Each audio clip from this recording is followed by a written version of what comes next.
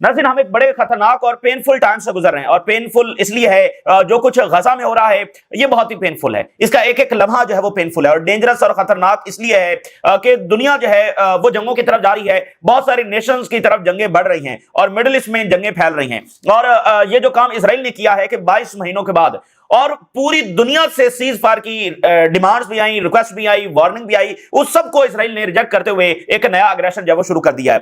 तो इस सारे मामले से इजराइल ने दुनिया को एक बड़े खतरनाक तरीन पॉइंट के ऊपर वो ले आया है, बड़े डेंजरस और सेंसिटिव पॉइंट के ऊपर ले आया है, क्योंकि नेवर एवर नाज़रीन इन द मॉडर्न हिस्ट्री ऐसा कभी भी नहीं हुआ किसी भी कॉन्फ्लिक्ट के बारे में, चाहे वो अफगानिस्तान हो, चाहे वो इराक हो, चाहे वो वट एवर द कॉन्फ्लिक्ट आप उठाकर देख लें, कभी भी ऐसा नहीं हुआ कि सारी दुनिया उसके बारे में सीज फायर कर रही है और वहां पर सीज फायर ना हुआ हो। इवन यूक्रेन में आज वो सूरत हाल नहीं है कि सारी दुनिया वहां पर सीज फायर कर रही है और इस तरह की कोई सूरत हाल सीज फायर नहीं हो रहा, वो तो खुद नहीं चाहते ना सीज फायर करना। सिर्फ एक ही वाक्य में मिलता, और वहां पर तो एक जंग हो रही है, यहां पर तो जंग भी नहीं हो रही, तो सिर्फ हमें एक वाक्य मिलता है। तो सोचिए ये कितनी अजब बात है कि सारी दुनिया सीज फायर कर रही है लेकिन सीज फायर हो नहीं रहा है, और इजराइल उसके जवाब में नया अग्रेशन जब वो करता चला जा रहा है। तो इससे यह बात भी वाज़ेह है कि इजराइल कैसे दुनिया को कंट्रोल करता है, दुनिया की गवर्नमेंट्स को कंट्रोल करता है, उसकी लॉबीज कैसे कंट्रोल करती हैं। तो वो जो सारी थेरीज हैं, जो सारी कहा जाता है कि ये तो बस कंट्रोवर्शियल थेरीज हैं, वो भी सच साबित होती हैं।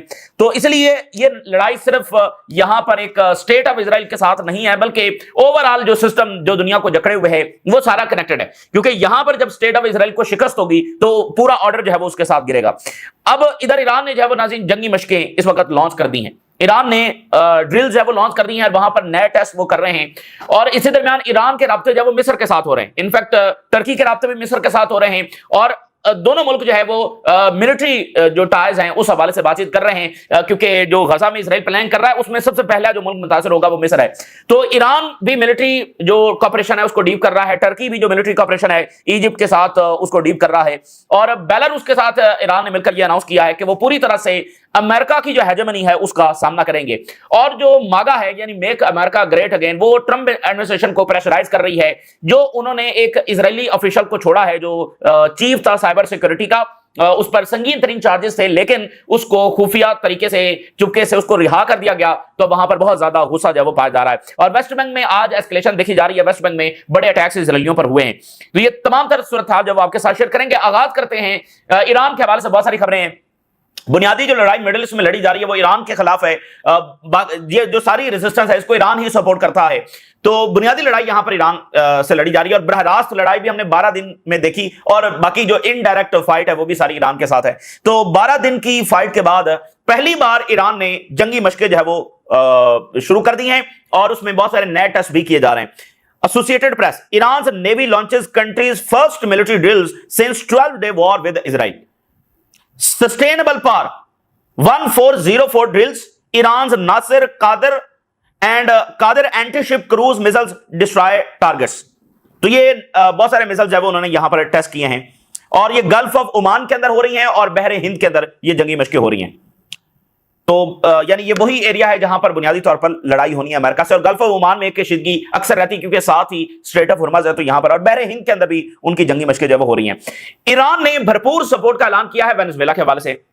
वेनेजुएला जो है वो इस वक्त बड़े डेंजरस तरीन सूरत हाल में आ गया है, क्योंकि वो जंग की तरफ मामला जा रहा है। Iran condemns US war mongering policy toward Venezuela, war mongering policy. नाज़रीन, दुनिया की सबसे बड़ी जमहूरियत कहलाने वाली, अब वो वेनेजुएला के साहिलों पर उसके वॉरशिप्स आकर खड़े हो गए। यानी जैसे वो इराक में, लिबिया में और आगे पीछे शाम में जमहूरियत लाने के लिए आए थे, तो अब वो वेनेजुएला के साहिलों पर जमहूरियत आकर जब वो खड़ी हो गई है, और व्हाइट हाउस ने मडोरो को डिक्लेयर कर दिया है एक इलिजिटिमेट हुक्मरान। किसी भी जंग से पहले यही होता है, उसकी गवर्नमेंट इलिजिटिमेट है, उसका लीडर डिक्टेटर है, फलाना है।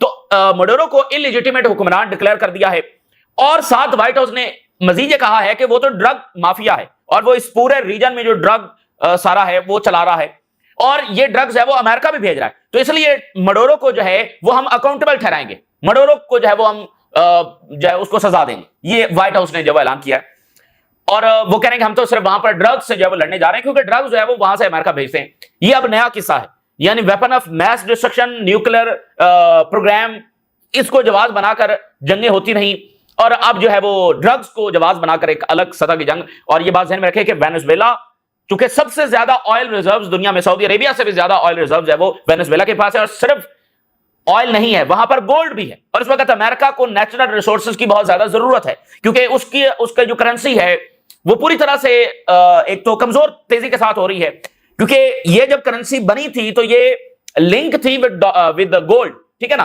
तो 71 के बाद इसको डीलिंक कर दिया गया और बस जो है वो उसकी प्रिंटिंग होती रही, आज तक वो प्रिंट हो रहा है, वो किसी चीज के साथ लिंक नहीं है। सो अब उनको नेचुरल रिसोर्स की बहुत ज्यादा जरूरत है, तो ऑयल, तो गोल्ड, और फिर स्ट्रेटेजिक इंपॉर्टेंस भी बहुत ज्यादा है वेनेजुएला की, क्योंकि उस रीजन में वेनेजुएला का बहुत बड़ा किरदार है अमेरिकी हेजेमनी को चैलेंज करने के लिए। तो वहां पर अब ये बड़ा खतरनाक टाइम है कि वॉरशिप्स उनके दरवाजों के ऊपर आकर खड़े हो रहे हैं और डिप्लॉय होते चले जा रहे हैं, और पता नहीं ये सूरत हाल किस तरफ जाती है। और बेलारूस में ईरान के सदर मौजूद हैं, वहां पर उन्होंने कहा है, Pezeshkian says Iran and Belarus close ranks against US led unilateralism. America की जो बदमाशी है, अमेरिका का जो यूनिलैटरलिज्म है, अमेरिका की जो हेजेमनी है, डोमिनेशन है, उसके साथ हम भरपूर तरीके से सामना करेंगे। ये जो मिडिल ईस्ट में हो रहा है ये भी अमेरिकी यूनिलैटरलिज्म ही का नतीजा है। तो देखिए ये सारी जो है वो विक्टिम्स कौमें हैं, बेलारूस, ईरान, क्यूबा, वेनेजुएला, ये सारी विक्टिम कौमें हैं। तो इनके पास दो ही ऑप्शन है, या तो ये सरेंडर करेंगे या फिर लड़ेंगे। डिप्लोमेसी का ऑप्शन इनके पास न था न है। अमेरिका और इजराइल ये प्रेटेंड तो करते हैं कि हम इनको ऑप्शन दे रहे हैं और डायलॉग कर रहे हैं, लेकिन वो ऑप्शन कभी ना एग्जिस्ट करता था ना आज एग्जिस्ट करता है। तो सरेंडर है या फाइट है, दो ही ऑप्शन है। तो बाकी दुनिया तो सरेंडर कर चुकी है, लेकिन ये कौमें सरेंडर करने के लिए तैयार नहीं है। जंग करना भी इनका मकसद नहीं है, लेकिन इनके पास कोई और ऑप्शन नहीं है। तो ये आपस में जितनी कैपेसिटी में इकट्ठे हो सकते हैं या जितनी ताकत इकट्ठी कर सकते हैं वो ये कर रहे हैं। और इस सारे सिनेरियो में ईरान का न्यूक्लियर इसलिए सबसे ज्यादा इंपॉर्टेंस रखता है। देखिए वर्ल्ड वॉर के बाद से लेकर आज तक अगर आप देखें, जो इस्लामी दुनिया मिसाल के तौर पर, अगर उससे अमेरिका की जंग होती है तो कौन सा इस्लामी मुल्क है जो अमेरिका से जीत सकता है? एक तरह से किसी की भी मिलिट्री माइट जो है वो अमेरिका के मुकाबले की तो नहीं है। तो फिर जो न्यूक्लियर होता है वो सारी मिलिट्री माइट को चैलेंज कर देता है। तो इसलिए ईरान का जो न्यूक्लियर है वो इन विक्टिम कौमों में, चूंकि किसी के पास भी न्यूक्लियर नहीं है, तो ईरान का न्यूक्लियर होना वो एक यानी उनकी नुमाइंदा गवर्नमेंट के तौर पर, नुमाइंदा नेशन के तौर पर बड़ा इंपॉर्टेंट होगा। और दूसरा फिर मिडिल ईस्ट में सारा ताकत का तवाज़ुन बदल जाता है कि कन्वेंशनल जो पावर है वो तो फिर साइड पर रह जाती है ना, क्योंकि आपके पास न्यूक्लियर आ गया है। इसलिए ये न्यूक्लियर जो है ना ये सबसे इंपॉर्टेंट बात है, इसलिए वो कभी भी नहीं चाहते कि ये न्यूक्लियर बने। और ईरान के पास भी कोई ऑप्शन नहीं है कि जब उन पर दोबारा भी हमला होना है तो वो भी न्यूक्लियर की तरफ जब वो बढ़े। तो कहीं ना कहीं ईरान काम कर रहा होगा खुफिया अंदाज में। अभी पिछले दिनों जो है वो ईरान के जो साइंटिस्ट हैं न्यूक्लियर, उन्होंने रशिया का दौरा भी किया है। अच्छा, इसी दरमियान ईरान के राब्ते जब मिस्र के साथ हो रहे हैं, और मिस्र से इसलिए हो रहे हैं कि मिस्र पहला मुल्क है जो मुतासर होना है, और सबसे पहले फलस्तीनियों को उन्होंने मिस्र ही डिस्प्लेस करना है। और जिस फेज का अब वो आगाज कर चुके हैं एक तरह से, तो अब ये फेज इजराइल के मुताबिक आ गया है कि उन्होंने फलस्तीनियों को डिस्प्लेस करना है। तो आगे आने वाले दिन और वीक्स जब वो बहुत ज्यादा खौफनाक होने जा रहे हैं। तो Iran and Egypt censure Israel's plan to take over Gaza, relocate residents. तो इजिप्ट जो है वो मिलिट्री एक सपोर्ट, यानी टर्की से वो फाइटर जेट्स ले रहा है, ईरान के साथ भी मिलिट्री टाइज, और चाइना के साथ से भी वो मिलिट्री और ट्रेनिंग और बहुत सारे इक्विपमेंट वो एक्वायर कर रहा है। तो मिस्र भी तेजी के साथ अपनी ताकत बढ़ाने के ऊपर जब फोकस कर रहा है, लेकिन मिस्र ने काफी देर की है। और मिस्र ने जो गैस डील की है वो इसकी बहुत बड़ी गलती है और बिल्कुल इसको सूट नहीं करती थी इस पॉइंट ऑफ टाइम के ऊपर। एक बड़ा अजब वाकया हुआ है, एक हैकर जो है वो सामने आए और उन्होंने वीडियो जारी की है। उन्होंने वार्न किया है मिस्र को कि वो इजराइल के साथ जो गैस डील है उसको कैंसिल करें। और उन्होंने अपनी उस वीडियो में एक और वीडियो ऐड की, और वो इजिप्ट के इंटीरियर मिनिस्टर हैं, और उनकी वीडियो कॉल थी, सेक्सुअल रिलेटेड वीडियो कॉल थी जो उन्होंने उसमें ऐड की।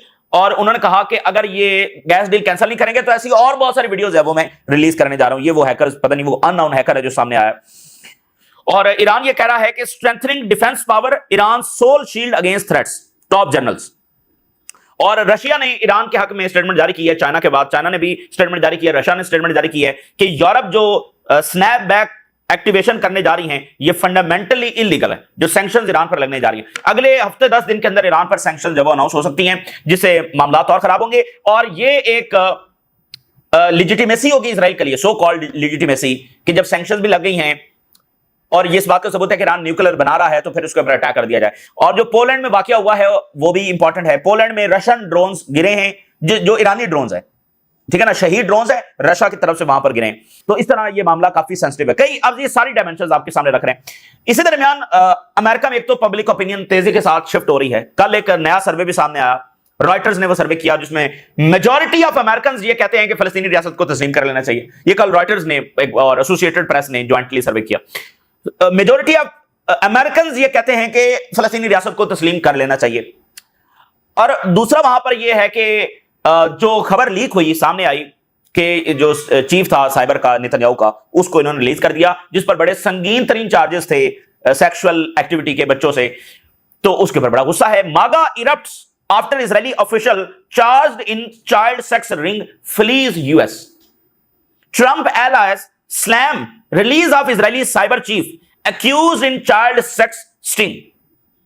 The Make America Great Again movement is pressuring the Trump administration after allowing a detained Israeli official to leave the country. अब ये वहां पर बिल्कुल एक अजब मामला है, यानी वो इसको किसी सूरत कबूल करने के लिए तैयार नहीं है कि इजराइल इस हद तक अमेरिका में हावी है, और इससे पहले इजरायली यहां पर क्या क्या कुछ करते रहे हैं, उनको कैसे यहां से जब वो रिलीज किया जा चुका है। और ग्रोक जो आर्टिफिशियल इंटेलिजेंस का फीचर है ट्विटर का, उससे लोग वहां पर अमेरिकन पूछ रहे हैं, तो ग्रोक ने बताया कि 2014 से लेकर 2025 तक 60 ऐसे लोग हैं, ऐसे इंडिविजुअल्स हैं जो इस तरह के गैंग्स चला रहे थे, और वो उनको इसी तरह से रिलीज कर दिया गया, गिरफ्तार हुए और उसके बाद उनको खुफिया तरीके से रिलीज कर दिया गया। 60 ऐसे इंडिविजुअल्स हैं, तो ये रिकॉर्ड भी उनके सामने आ रहा है। तो इसलिए गुस्सा वहां पर शदीद है कि अच्छा, मतलब इजरायली हमें ऐसे कंट्रोल, चले हम तो ये समझते हैं कि भाई हम इजराइल को कंट्रोल करते हैं, ठीक है, हमारे अलायंस के बारे में दुनिया जो भी कहे, लेकिन इन पावर तो हम हैं।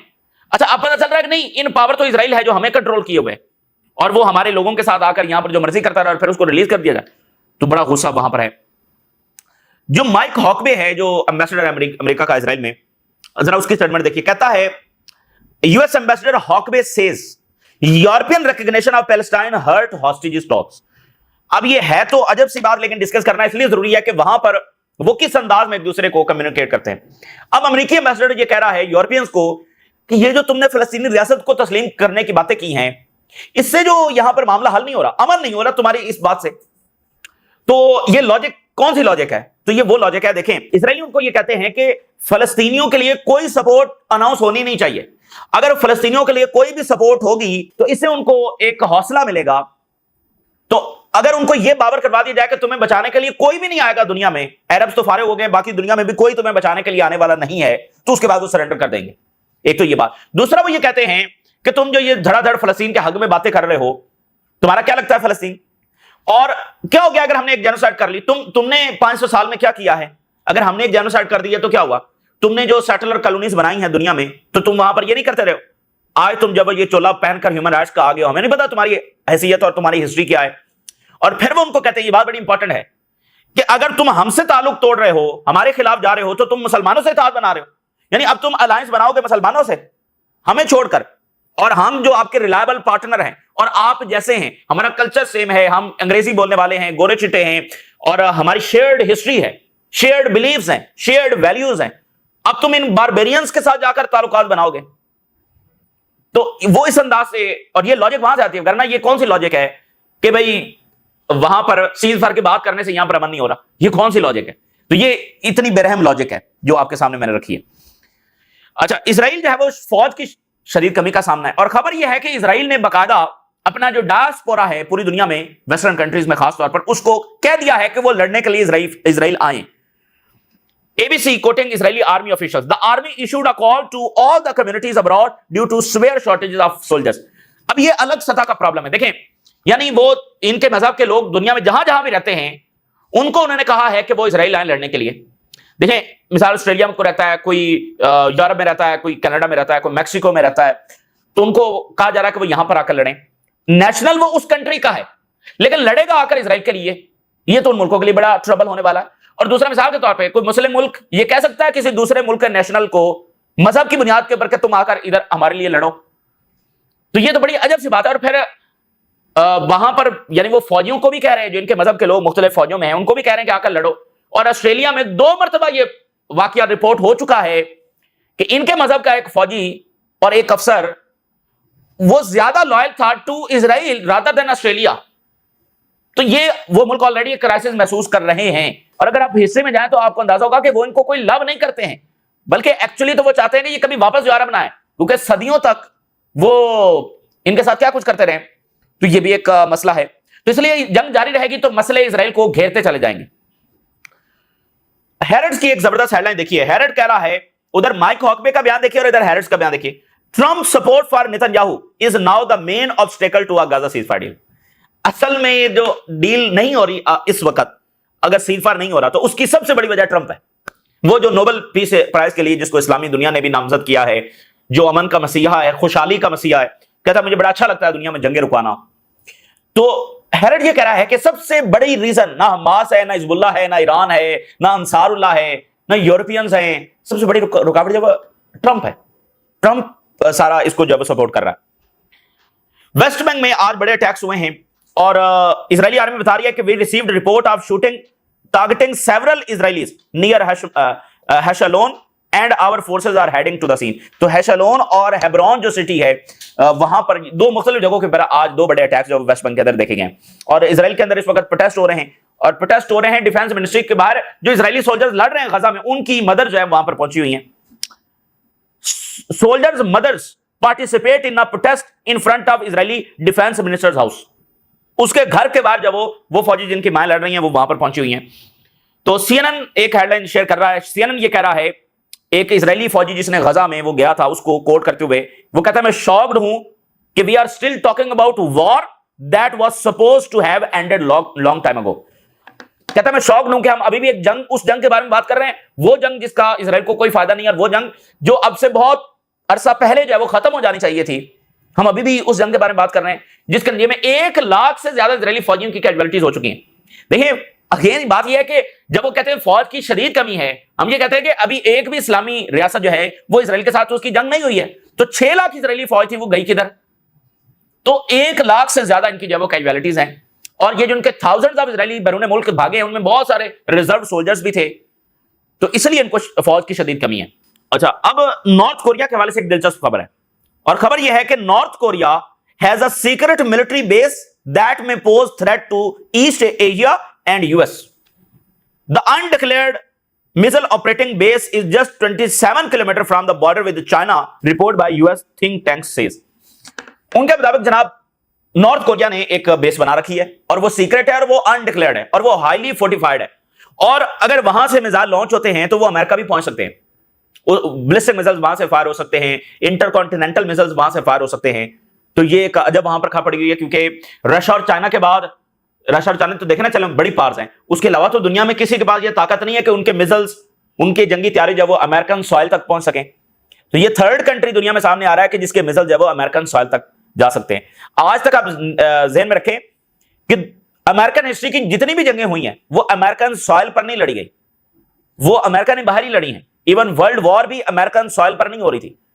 तो ये यानी कि एक ऐसी जंग होगी। अब अमेरिका इसी चीज को देखता है ना कि भाई कोई मुल्क दुनिया में इंटरकॉन्टिनेंटल मिसाइल ना बनाए, क्योंकि इंटरकॉन्टिनेंटल मिसाइल जो है वो अमेरिका पहुंच सकता है। अभी पाकिस्तान के साथ भी थोड़ा सा मसला चल रहा था, और अमेरिका ने कहा कि ये भी इंटरकॉन्टिनेंटल मिसाइल जो वो बना रहे हैं। सो ये इस वक्त अच्छा, एक जो है ना, एक अमेरिकी नेवी का बंदा पकड़ा गया है that was spying for China during his military service. ये भी आज एक वाकया हुआ है। तो ये इस वक्त की ताजा तरीन सूरत हाल जो आपके साथ शेयर किया हमने। डाज रोगा करें, अल्लाह हाफिज।